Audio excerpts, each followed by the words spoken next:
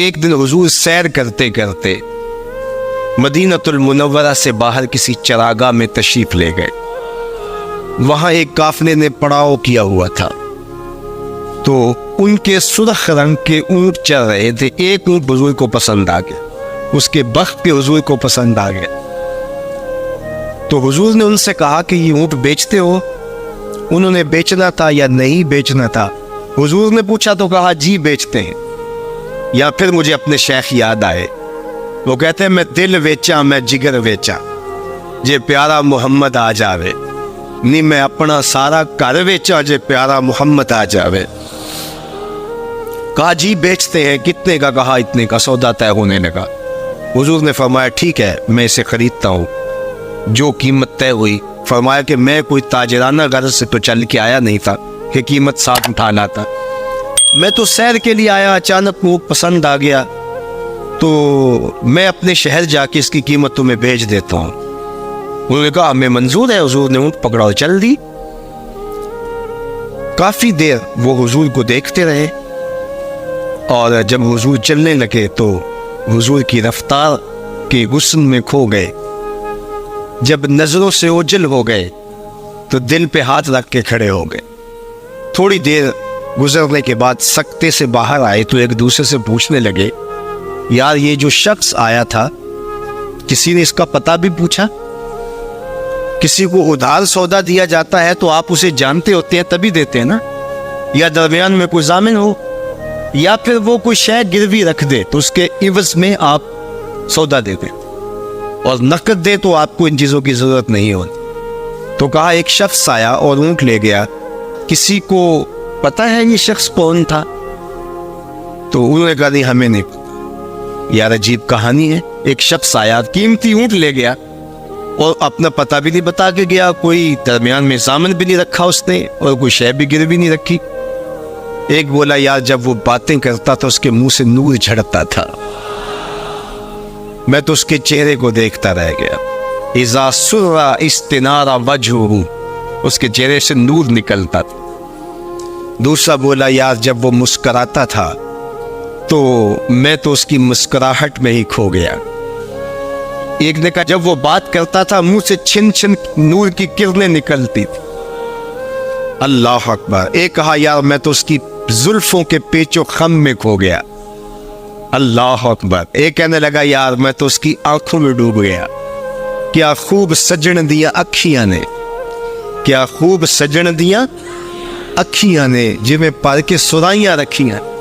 تو اجے میرا یار نہیں ڈٹھا جنوں ویکھ کے چند شرماوے. ادھی راتی دن چڑھ جاوے جیو رخ تو نقاب اٹھاوے. تے جیو نکلے سیر کرن نو سارا گلشن سیس نواوے. اتے دھرتی لف لف جاوے جے ہاتھ پھلاں وچ رکھدا ہاتھ پھلاں تو ود جاوے. نین نشیلے مست رسیلے وچ سونا کجل سہاوے. اکھ اگڑے تے انج پیا جاپے جویں میں خانہ کھل جاوے. تے جے کھولے پیچ زلف دے اتے راہی راہ پل جاوے. توبہ توبہ حسن سجن دا چال نہ چلی جاوے. بجلی ڈردی لشک نہ مارے متا بے ادبی ہو جاوے. علم خدا نے اینا دتا عقلاں وچ نہ آوے. عقل خدا نے اینی دتی علماں وچ نہ آوے. کی اعجاز نظر وچ ہو دی جو آوے وک جاوے. خلق او دے نے مولئی دنیا کوئی ورلائی جان بچاوے. آزم ایڈا سونا ماہی سانو کدرے نظر نہ آوے. وہ کہا یار ہم تو اس کے حسن میں کھو گئے، کسی کو یاد نہیں رہا اس کا پتہ پوچھ لیتا. انہوں نے کہا جو بھی ہوا سو ہوا. اب وہ اپنے حسن کا جادو جگا کے تم سے قیمتی اونٹ ہتھیا کے لے گیا، اب وہ نہیں آئے گا. تو جب انہوں نے یہ کہا نا اونٹ ہتھیا کے لے گیا، امام زرقانی نے لکھا ہے باقی لوگوں نے بھی کہ اب تک خاموش بیٹھی قافلے کے سردار کی بیوی نے خیمے کا پردہ سرکایا، اور جنہوں نے کہا وہ اونٹ ہتھیا کے لے گیا ان سے مخاطبت کرتے ہوئے اس نے کہا انا ضامنۃ لسامان جمالکم لا یغدر بکم. اگر وہ پیسے دینے نہ آیا تو میں ضامنہ ہوں، مجھ سے پیسے لے لینا. اچھا تو جانتی اسے؟ کہا اللہ میں بھی نہیں جانتی. تو کہا پھر ضمانت کیسے دے رہی ہو؟ کہا جب تم سودا کر رہے تھے میں نے خیمے کی اوٹ سے اس کا چہرہ دیکھا تھا، اور جس کا چہرہ اتنا سونا ہو وہ جھوٹا ہو ہی نہیں سکتا ہے. اللہ اکبر. ابھی تھوڑی دیر گزری. فلما کان العشاء اتانا رجل فقال انا رسول اللہ صلی اللہ علیہ وسلم الیکم ھذا تمرکم وکلوا واشبعوا واقتالوا واستوفوا. کہتے ہیں کہ وہ ایک شخص آیا, اس نے کہا کہ یہ کھجوریں حضور نے تمہاری ضیافت کے لیے بھیجی ہیں اور ان کھجوروں سے اپنی قیمت پوری کر لو. انہوں نے کہا کہ ہم قیمت کیا لیں گے, خود بک گئے, تیری تک کے اداوا میں مرید ہو گئے, ہمیں بتا وہ پیارا رہتا کام ہے. تو انہوں نے کہا وہ جو نخلستان نظر آ رہا ہے اور کھجوروں کے جھنڈ دکھائی دے رہے ہیں, یہی ڈیرا ہے اس مدنی ماہی کا. تو سارا قبیلہ وہاں سے اٹھا, وفد طارق کے نام سے اس کی شہرت ہے, اور حضور کے قدموں میں گیا اور حضور کے ہاتھوں میں ہاتھ دے کے اسلام قبول کر.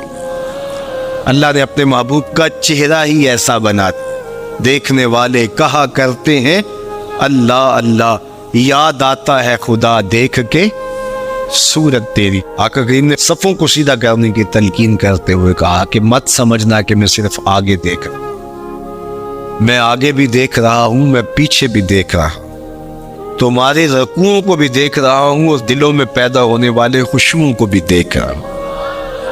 یہ حضور کی نظر کا کمال ہے. اور حضرت عبداللہ ابن عباس رضی اللہ تعالیٰ عنہ فرماتے ہیں کان رسول اللہ صلی اللہ علیہ وآلہ وسلم یرا فی اللیل فی الظلمہ کما یرا فی النہار فی الضوء. حضور رات کی تاریکی میں یوں دیکھتے تھے جس طرح دن کے اجالے میں دیکھتے تھے.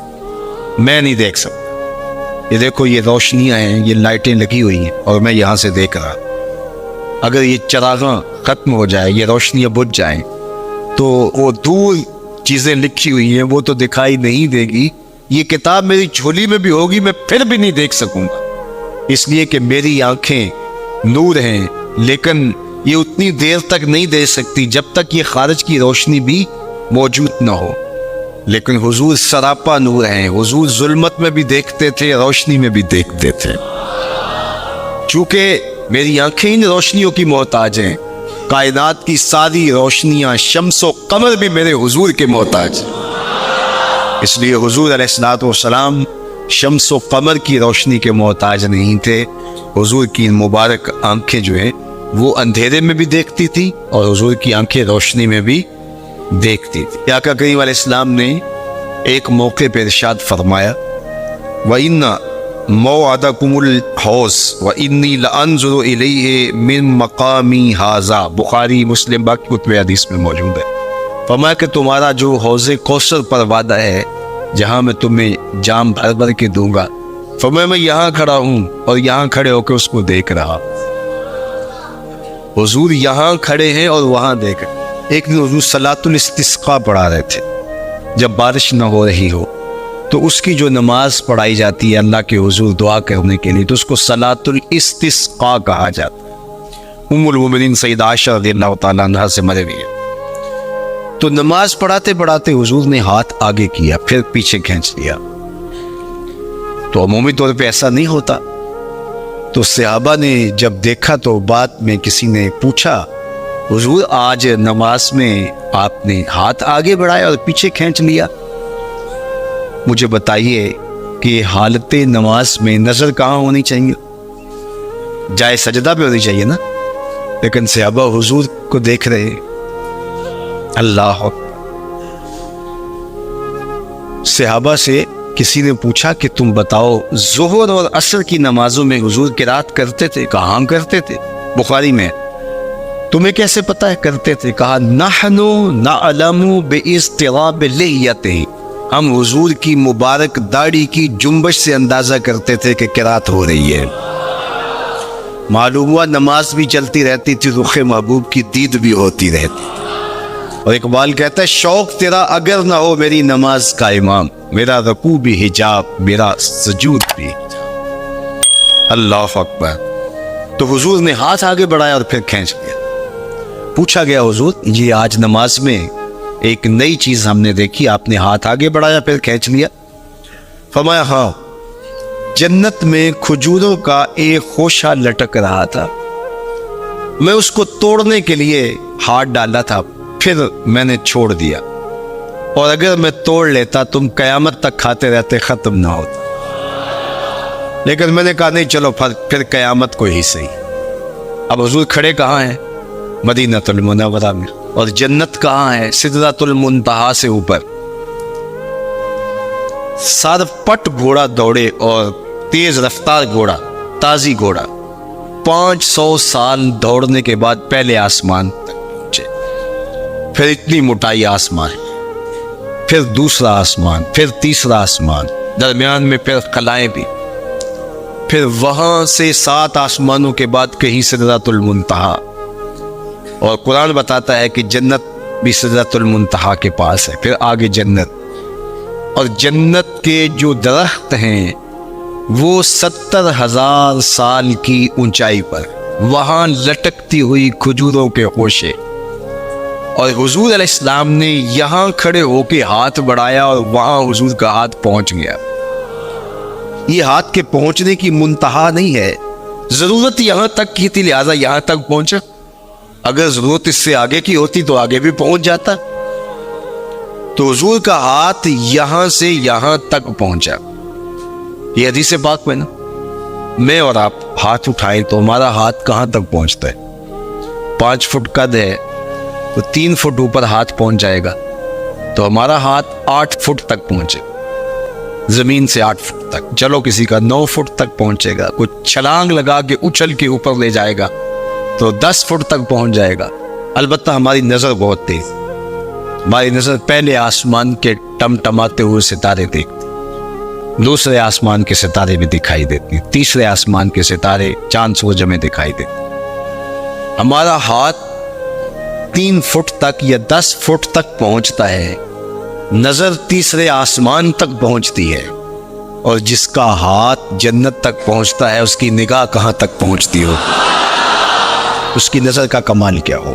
اس لیے فرما انی ارا ما لا ترون واسمع ما لا تسمعون.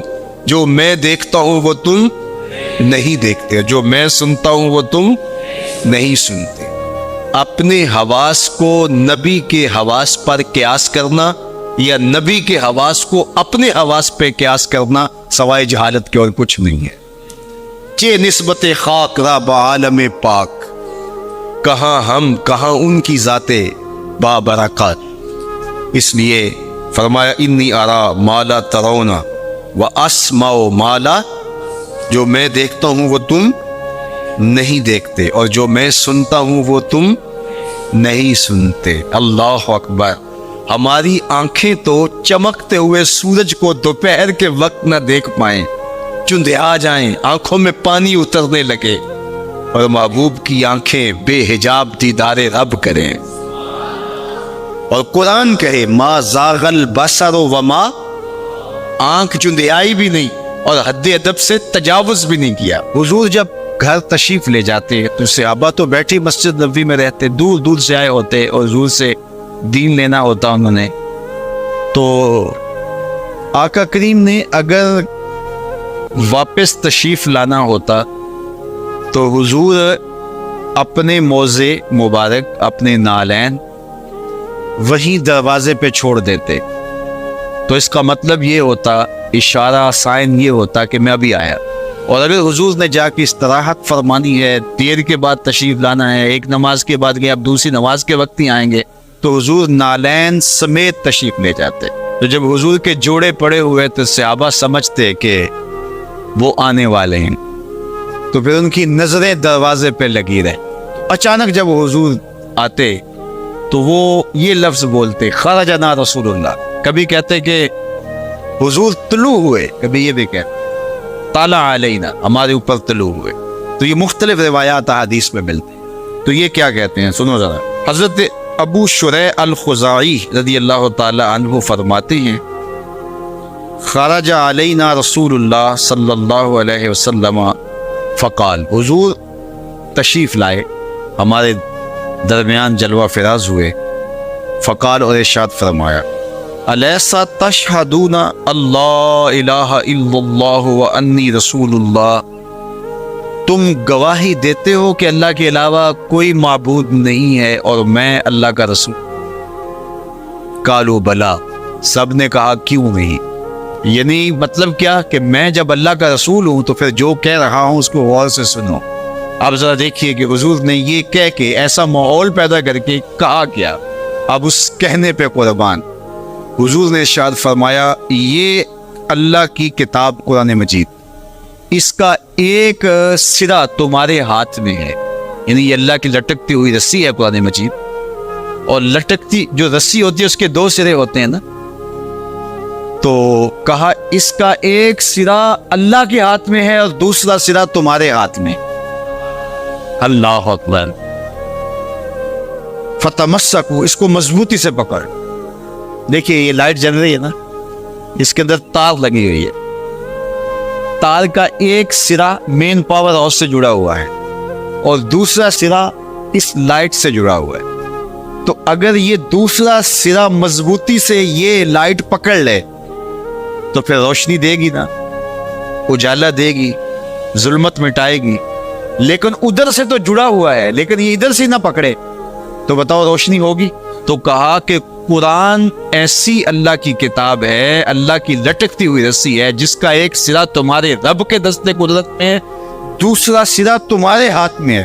فتمسکو، کہا جوڑ مضبوط کر لو، پکی طرح سے اس کو پکڑ لو۔ جب پکی طرح سے پکڑ لو گے تو فرمایا فَإِنَّكُمْ لَن تَضِلُّوا، ظلمت تمہارے قریب بھی نہیں آ سکتی، چانن ہی چانن ہوگا، اور کبھی بھی تم گمراہ نہیں ہو سکتے، کبھی بھی ہلاک نہیں ہو سکتے۔ تو یہ راز یہ لائٹ پا گئی ہے، یہ راز یہ پنکھا پا گیا ہے کہ ایک سرا تو تار کا پاور ہاؤس سے جڑا ہے اور پورا کرنٹ آ رہا ہے، لیکن اگر ادھر سے اس کا کنیکشن کمزور ہو گیا تو یہ چل نہیں پائے گا، یہ روشن نہیں ہو پائے گی۔ قرآن اللہ کی وہ لٹکتی ہوئی رسی ہے جس کا ایک سرا تو رب کے دستے کرم میں ہے اور دوسرا سرا جو ہے وہ فرمایا تمہارے ہاتھ میں ہے، اور جب اس کو زور سے پکڑا ہوا ہو تو روشنی ہوگی نا۔ تو جب یہ تصور آتا ہے کہ یہ قرآن اللہ کی لٹکتی رسی ہے، حبل ممدود من السماء الى الارض، آسمان سے زمین کی طرف لٹکتی ہوئی اللہ کی رسی ہے، تو جب زور سے اس کو پکڑیں گے، مضبوطی سے تھامیں گے، ایقان کے ساتھ، یقین کے ساتھ تمسک کریں گے، تو پھر باطن میں چراغاں کیوں نہیں ہوگا، تو پھر کرنٹ کیوں نہیں آئے گا، پھر کیوں جو ہے وہ توانائی پیدا نہیں ہوگی، تو پھر تو ایک عجیب کیفیت پیدا ہوگی نا کہ یہ وہ قرآن ہے جس کا ایک سرا رب کے دستے کرم میں اور ایک سرا ہمارے ہاتھ میں ہے۔ کتنی خوبصورت میرے حضور نے مثال دی۔ تو اس سے ہدایت ہی ہدایت، نور ہی نور اور روشنی ہی روشنی نصیب ہوگی۔ اچھا، اس عنوان سے صرف ایک روایت سن لیجئے۔ حضور نے ارشاد فرمایا، حضرت عبداللہ ابن عباس رضی اللہ تعالیٰ عنہ کی مرویات سے ہے، حضور نے ارشاد فرمایا کہ جس نے فساد امت کے دور میں میری ایک سنت کے ساتھ تمسک اختیار کیا، میری ایک سنت کو مضبوطی سے پکڑ لیا، جب فساد بپا ہوگا، جب میری سنتوں کو توڑا جا رہا ہوگا، دین کی قدردانی نہیں ہوگی، لوگ دین کی پرواہ نہیں کریں گے، خواہشات کے غلام بن جائیں گے، اس زمانے میں جس نے میری ایک سنت کو مضبوطی سے پکڑ لیا، میرے اور آپ کے آقا و مولا فرماتے ہیں اللہ اسے 100 شہیدوں کا ثواب عطا فرمائے۔ حضرت شیخ ابو صالح موسیٰ جنگی دوست علیہ الرحمن ایک نہر کنارے وضو کر رہے تھے کہ پانی کے بہاؤ پر ایک سیب بہتا ہوا آیا۔ بھوک پہلے ہی لگی تھی، سیب کو دیکھا تو اشتہا غالب ہو گئی، سیب اٹھایا اور کھا لیا۔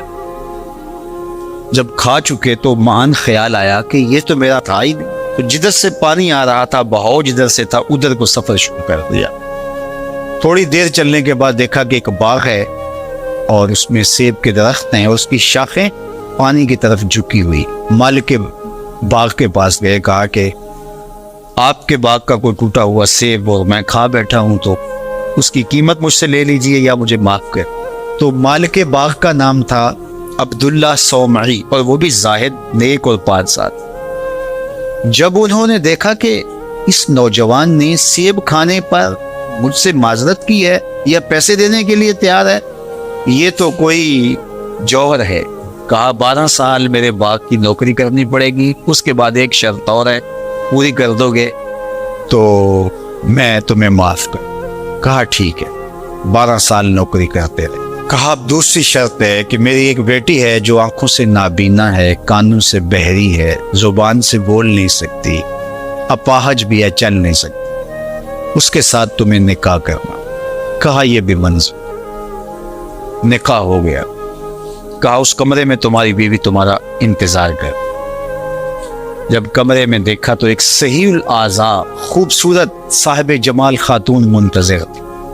سمجھا غلطی لگ گئی ہوئے، واپسی جلدی سے پلٹے اور اتنی تیزی سے پلٹے کہ دروازے کی چوگاٹ کے ساتھ سر لگا اور سر پھٹ گیا اور خون بہ رہا اور واپس آئے۔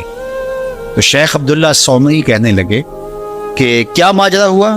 کہا کہ وہ کوئی اور خاتون ہے، جو نقشہ آپ نے بتایا تھا وہ تو نہیں۔ کہا وہی میری بیٹی ہے اور آپ کی بیوی۔ وہ بہری اس لیے ہے کہ آج تک اس کے کانوں نے غیر محرم کی آواز نہیں سنی۔ وہ نابینا اس طرح ہے کہ آج تک اس نے غیر محرم کی شکل تک نہیں۔ اپاہج اس لیے ہے کہ وہ غیر محرم کے لیے کہیں چل کے نہیں۔ اسی طرح باقی جو وہ چیزیں بتائی تھی ان کی تعبیر بتائی۔ کہا وہی تمہاری بیٹی۔ عبداللہ سومری کی اس بیٹی جس کا نام ام الخیر تھا اور شیخ ابو صالح موسیٰ جنگی دوست کی بیوی، تو یہ صالح نوجوان اور یہ صالحہ خاتون نکاح کی بندھن میں بندھ گئے۔ اللہ تعالیٰ نے پھر ان کو ایک فرزند عطا۔ اس فرزند کا نام الشیخ السید عبد القادر جیلانی علیہ رحمہ و رضوان تھا۔ اقبال نے کہا تھا سیرت فرزند از امہات، جوہر صدق و صفا از امہات۔ بیٹوں کی بیٹیوں کی سیرتوں کا جوہر ماؤں سے ہوتا ہے۔ باپ کا رزق حلال اولاد پہ اثر انداز ہو۔ رزق حلال اگر آپ کی زندگی میں شامل ہو جائے تو پھر اس کا عملی نتیجہ یہ ہے کہ ایک صالح معاشرت کی بنیاد پڑتی ہے اور آپ صالح معاشرت کے ایک بہترین فرد ہوتے ہیں۔ جس طرح رزق حلال نسلوں میں سرایت کرتا ہے اس کی برکت میں، اسی طرح سچائی اگر کسی معاشرے کے اندر پیدا ہو یا کسی فرد کے اندر پیدا ہو تو سچ اپنا راستہ بنا۔ اگر آپ کی زبان سچ نہیں بولتی اور آپ حلال رزق نہیں کھاتے تو پھر آپ جتنے مرضی نفل پڑھیں، جتنی مرضی عبادتیں کریں، اللہ کی قربت کا تصور بھی نہیں کیا جا سکتا۔ نجات کا راستہ یہ ہے کہ ہم ان دو چیزوں کو اپنی زندگی میں لازم کریں۔ اور آج چونکہ 11 ربیع الثانی ہے اور پوری دنیا کے اوپر حضرت شیخ عبد القادر جیلانی علیہ رحمہ و رضوان کا یوم منایا جاتا ہے، اور چونکہ وہ 11 تاریخ کو لوگوں کو جمع کر کے دین سکھایا کرتے، اور ملا علی قادری نے نزہۃ الخاطر الفاطر فی مناقب شیخ عبد القادر میں لکھا ہے کہ آپ کے خطبے میں اجتماع 70 ہزار لوگوں کا ہوتا تھا، اور یہ ہر 11 کو کیا کرتے تھے۔ اس وجہ سے اپنی سہولت کے لیے جس طرح ہم مقرر کوئی دن کر دیتے ہیں کہ ہر پیر کو محفل ہوگی، ہم مقرر کرتے ہیں ہر ماہ کی پہلی تاریخ کو محفل ہوگی، تو انہوں نے یہ دن مقرر کیا، اور اس دن میں جب لوگ دور دور سے آتے، بغداد کے بھی بابو شیخ پہ لوگ جمع ہوتے اور باقی شہروں سے بھی لوگ اس دن آتے کہ چلو آپ کا آواز سنیں گے، تو آنے والوں کو کھانا بھی کھلایا جاتا، کیونکہ حضرت شیخ فرماتے ہیں کہ آدھا فقر بھوکوں کو کھانا کھلانا اور ننگوں کو لباس پہنانا۔ تو جب جو لوگ آتے تھے تو ان کو کھانا بھی کھلایا جاتا۔ اب لوگوں کو صرف کھانا یاد رہ گیا ہے، اور جو واز کیا کرتے تھے، جو اس اجتماع کی روح تھی جس کے لیے سارے لوگ آتے تھے، وہ ہم نے بھلا دیے۔ تو ہم عمومی طور پہ رسم پرست ہو جاتے ہیں، روحیں ہم سے رخصت ہو جاتی ہیں، جو بھی چیزیں ہوتی ہیں ان کی روحیں ختم ہو جاتی ہیں اور ان کی رسمیں باقی رہ جاتی ہیں۔ اور یہ ہمارا الویہ ہے شروع سے، بلکہ اقبال نے کہا کہ پورا دین ہی جو ہے وہ ہم نے رسم رکھ لیا ہوا ہے، اس کی روحیں ہم سے رخصت ہو گئی۔ رہ گئی رسم ازاں روح بلالی نہ رہی، فلسفہ رہ گیا تلقین غزالی نہ رہی، مسجد مرثیہ خواہ ہے کہ نمازی نہ رہے، یعنی صاحب اوصاف وہ حجازی نہ۔ حضور نے ارشاد فرمایا لا یبق من الاسلام الا اسمہ ولا یبق من القرآن الا رسمہ، مساجدہم عامرۃ وہی خراب من الہدی۔ ایک وقت آئے گا کہ قرآن صرف رسم کے طور پہ باقی رہے گا، اور جو ہے وہ اسلام کا صرف نام باقی رہ جائے۔ مسجدیں زیب و زینت کے لحاظ سے تو آباد ہوں گی، بڑے اونچے اونچے مینار ہوں گے، گنبد اچھے ہوں گے، قالین اچھے بچھے ہوں گے، دیواریں منقش ہوں گی، یہ سب کچھ تو ہوگا، لیکن نمازیوں سے خالی ہو جائے، ہدایت کے نور سے خالی ہو جائے۔ تو آج یہی ماجرا ہے کہ ہر چیز کی رسم باقی رہ گئی۔ قرآن مجید کی ایک آیت ہے جس کا غلط مفہوم لیا جاتا ہے، لا اکراہ فی الدین۔ تو اس کا جو مفہوم لیا جاتا ہے عمومی طور پہ وہ یہ ہے کہ دین میں کوئی جبر نہیں ہے، اور جبر سے مراد مذہب بیزار طبقہ یہ لیتا ہے کہ کسی قسم کا کوئی قانون اور کوئی ضابطہ جو مذہب عائد کرتا ہے وہ نہیں ہے۔ تو یہ مولویوں کی پیدا کردہ سختی ہے اور انہوں نے دین کو مشکل بنا دیا ہے، اور حدود و تعزیرات، قوانین، ضوابط، چور کا ہاتھ کاٹو، زانی کو سنگسار کرو، کوڑے مارو حد قذف میں، اور مختلف اوقات کے اندر مختلف عبادتوں کا لزوم۔ تو یہ کیا ہے؟ جب قرآن کہتا ہے لا اکراہ فی الدین، دین میں کوئی سختی نہیں ہے، کوئی جبر نہیں ہے، جو مرضی کرو، تو یہ اس کا مفہوم نکالا۔ اور ایک طبقہ ایسا ہے کہ جو دین کو اس طرح پیش کرتا ہے اور اس طرح سے دین کو لوگوں کے سامنے رکھتا ہے کہ جس طرح دین پر عمل کرنا کوئی آسان کام نہیں ہے، اور اس کو وہ مشکل اتنا بنا دیتا ہے کہ لوگ گھبرا جاتے ہیں کہ ہم تو پھر دین پہ نہیں چل پائیں گے، چند لوگ ہی دین پہ چل سکتے ہیں، جبکہ یہ دونوں چیزیں افراط و تفریط سے تعلق رکھتے۔ تو آیت کریمہ کا صحیح مفہوم یہ ہے، لا اکراہ فی الدین کا مطلب یہ ہے کہ دین قبول کروانے میں کسی پر سختی نہیں کی جائے گی کہ تو ضرور مسلمان، یہ اس کا مفہوم۔ اب کوئی دین قبول کر چکا ہے اور پھر احکام شریعہ اس کے اوپر نافذ ہوں گے تو یہ تو ہوں گے، تو اس پر یہ نہیں ہے کہ اب اس پر سختی نہیں کی جائے۔ جو اس جامعہ میں، اس درس گاہ میں داخل نہیں ہوتا، پڑھنا نہیں چاہتا، تو ہم اس کو دھکے سے گھر سے اٹھا کر کے یہاں داخلہ نہیں دے سکتے۔ جس کی مرضی ہو آئے اور جس کی مرضی ہو نہ آئے، لیکن جو شخص یہاں آ کے داخل ہو گیا، پھر یہاں جو ہم نے ضوابط اور قوانین بنائے ہیں ان کا وہ پابند ہوگا، اس لیے کہ وہ اپنی مرضی سے آیا ہے اور اس نے یہاں آ کر کے داخلہ لیا ہے۔ تو اب وہ کہے کہ میں نہیں مانتا، تو وہ باغی کہلائے گا۔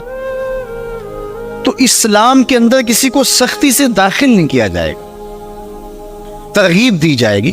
اور قرآن مجید کی اس آیت کریمہ کو اگر پورا پڑھیں تو سارا مفہوم واضح ہے، لا اکراہ فی الدین، دین لانے کے حوالے سے کوئی زبردستی نہیں ہے۔ قد تبین الرشد من الغی، ہدایت کا راستہ گمراہی سے ممتاز ہو کے واضح ہو چکا ہے۔ اب جس کا جی چاہے وہ ایمان لائے اور جس کا جی چاہے وہ کفر کرے، یہ اس کی مرضی ہے۔ اگر اللہ چاہتا تو کسی کے دل میں کفر پیدا ہی نہ ہوتا، سب مسلمان ہوتے، لیکن اللہ تعالیٰ جل شانہ کی حکمت یہ نہیں ہے۔ انا ادینا السبیل اما شاکرا و اما کفورا، ہم نے حق کے راستے واضح کر دیے، اب جس کی مرضی ہو وہ کفر کے راستے پہ چلے، جس کی مرضی ہو وہ اسلام کے راستے پہ چلے، اس کی اس مرضی کی وجہ سے ہی تو جزا و سزا ہے۔ اگر اس کی مرضی سلب کر لی جائے اور وہ ایمان لانے پہ مجبور ہو تو پھر اس کا یہ کمال کون سا؟ تو کمال تو یہی ہے کہ دونوں راستے ہیں اور دونوں راستے سے دکھائی دے رہے ہیں، اور وہ اپنے اختیار سے خیر کا راستہ اختیار کرتا ہے تو جزا ملے، اور اپنے اختیار سے برائی کی راہ پہ چلتا ہے تو اس کو جو ہے وہ سزا ملے گی۔ لیکن اگر اس کا اختیار ہی نہیں ہے برائی کے راستے پہ چلنے کا تو پھر اس کو سزا کیوں دی جائے؟ تو یہ بات ذہن میں رکھیے گا، یہ اختیار پر جزا اور سزا ہے۔ تو آیت کریمہ کا مفہوم یہ بتاتا ہے کہ جو چاہے وہ حق پہ آئے، اس پہ مجبور نہیں کیا جائے گا۔ باقی احکام شریعہ پر عمل پیرا ہونا تو یہ ایک امر آخر ہے۔ تو یہ سراسر نفسانی خواہش ہے کہ اسلام ہمارے اوپر کوئی پابندی نہ لگائے، جس طرح ہم چاہیں اس طرح ہی چلے، اور ہماری زبان پہ کلمہ بھی جاری رہے۔ میں بھی ہوٹل میں پیو، چندہ بھی مسجد میں دو، شیطان بھی خوش رہے، خدا بھی ناراض نہ ہو، یہ کیسے ہو سکتا ہے؟ تو لا اکراہ فی الدین کا جو مفہوم لوگوں نے تراش لیا کہ اسلام کا کوئی ضابطہ قانون ہم قبول نہیں کریں گے، ہم خواہش اور مرضی کی زندگی بسر کریں گے، یہ سراسر دین کی منشا کے برعکس چیز ہے۔ اپنی مرضی کی زندگی گزارو اور الطاف فہم وہ طلب کرو جو بدر اور احد کے شرکاء کو عطا کیے گئے، تو یہ ایسا نہیں ہوگا تمہیں محنت کرنا ہوگی, میدان عمل میں اترنا ہوگا, پھر دیکھنا کہ ہم کس طرح الطاف تمہارے اوپر نازل کرتے ہیں اور کرم نوازیاں اترتی ہیں تمہارے اوپر. تم تو 1 ارب 60 کروڑ ہو دنیا کے اوپر, وہ تو صرف 313 تھے. ہم نے کیسے ان کو عزتوں کی مسندوں پہ بٹھایا. اس دن کو میرے رب نے بھی یوم فرقان کہہ کے پکارا, لیکن وہ بھی تو سب کو چھوڑ کے آگے تھے نا. وہ 313, 2 گھوڑے, 6 زرہیں, 8 تلواریں, اور جن کے پاس تلواریں نہیں تھی انہوں نے کھجوروں کے ڈنڈے توڑ لیے. یہ اللہ کے مجاہد تھے, چلے تھے جنگ کرنے. کیسے رنگ تھے, کیسا جمال تھا ان کا, کیسا جذبہ تھا. ان کے جذبوں کو دیکھ کر کے ہی میرے حضور نے کہا اللہم ان تہلک هذه العصابہ لم توبت فی الارض ابدا. مالک اس دھرتی پر تیرے نام لینے والے یہی لوگ ہیں, اگر یہ نہ رہے قیامت تک تجھے بھی رب کوئی نہیں کہے گا. تو انہوں نے اپنا آپ پیش کیا تھا. میں اور آپ دیکھیں کہ ہم کھڑے کہاں ہیں, اور ہم جو بدر اور احد کے شرکاء پر کرم نوازی ہوئی وہ طلب کرتے ہیں. اترے فرشتے ہماری مدد کے لیے. ہم کہتے ہیں کہ آج بھی ابابیلے اترے, لیکن آج ابابیلے اترے تو ہمیں کنکر ماریں گے. تم 1 ارب 40 کروڑ ہو اور 1 ارب 60 کروڑ کی تعداد اب تمہاری ہو رہی ہے, اور تمہارے پیغمبر کی توہین ہو. 56-57 اسلامی ملک ہو, تمہارے پاس افواج ہو, تم ایٹمی طاقت ہو, اور تمہارے پیغمبر کی اعانت ہو رہی ہو. تو ہم آئینے میں منہ دیکھیں تو ہمیں شرم آئے, جس طرح کے روح سیاہ ہو چکے ہم, جیسی شکل ہماری بگڑ چکی, جس طرح کی ہماری صورت بن چکی. لیکن اس کے باوجود ہم جاگنے کے لیے تیار نہیں. اور جو لوگ جاگنے کے لیے تیار نہ ہوں, اور جو شعور اور احساس ضیاء جن کے اندر نہ ہو, ان قوموں کے ساتھ وہی ہوتا ہے جو اس وقت امت مسلمہ کے ساتھ ہو. باقی رہی بات اللہ کے محبوب کی عظمتوں کی, تو یہ بات ذہن میں رکھو کہ محبوب کی عظمتوں کو کوئی نہیں گھٹا سکتا. یہ ذمہ میرے رب کا ہے. وَرَفَعْنَا لَكَ ذِكْرَكَ کا تاج کل بھی میرے محبوب کے سر پہ تھا, آج بھی حضور کے سر پہ ہے. چاند کی طرف منہ کر کے پورا فرانس بھی تھوکنے لگ جائے تو ان کا تھوکا ہوا ان کے اپنے منہ پہ آ کے گرے گا. چاند کی نوری کرنوں کو میلا نہیں کیا جا سکتا. مدینے کا چاند کل بھی روشن تھا, ہرا کا چاند آج بھی روشن, اور رہے گا یوں ہی ان کا چرچا رہے گا. پڑے خاک ہو جائیں چل جانے والے, ان کا نام نیچا نہیں ہوگا. ان کے تذکرے اونچے ہی رہیں گے, ان کے نام کے پھریرے لہراتے رہیں گے, ان کے ذکر کا پاک پن رہے گا. گلی گلی ان کے نام کا چراغا رہے گا. ان کی عظمتوں کو نہ گھٹایا جا سکتا, نہ ان کی عظمتیں گھٹ سکتی ہیں. اس لیے کہ وَلَلْآخِرَةُ خَيْرٌ لَكَ مِنَ الْأُولَى, یہ میرے رب کا یہ امتحان ہے, یہ آزمائش ہماری ہے. تو کیا ہم اب بھی اپنی زندگی کو بدلنے کے لیے تیار نہیں ہوں گے؟ تو میں نے کہا کہ صاحب حضور علیہ الصلوۃ والسلام کے ساتھ محبت کا تقاضا یہ ہے, ان کا صریح واضح حکم تو حکم رہا, محبت اس بات کی متقاضی ہے کہ یہ معلوم ہو جائے کہ محبوب کی منشا کیا ہے, تو محب اس پہ بھی قربان ہو جاتا ہے.